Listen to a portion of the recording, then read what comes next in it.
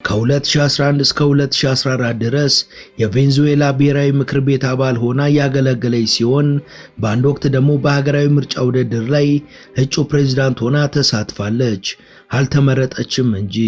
በማህበራዊ ዘርፍም በካራካሽ ውስጥ ያሉና መታገዝ የሚሹ ህፃናትን ለመርዳት በ1992 በእነ አሜሪካ እርዳታ አንቴና ፋውንዴሽን የተባለ ተቋምን አቋቁማ ነበር።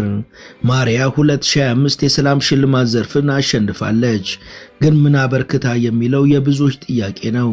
ከስከዛሬው በተለየ መልኩም የማሪያ ማቻዶ የኖቤል ሰላም ሽልማት ተገቢነት ከግራና ከቀኝ እንዲሁም ከላይና ከታች የበረታ ተቃውሞዎችን ማስተናገዱ በዓለም የሚዲያ አውታሮች ዘንድ አነጋጋሪ ርዕሰ ጉዳይ ሆኗል።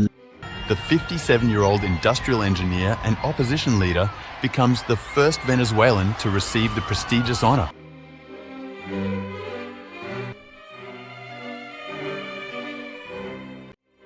ሙሉ ታሪኩን በመሿለኪያ ቲዩብ ያገኙታል።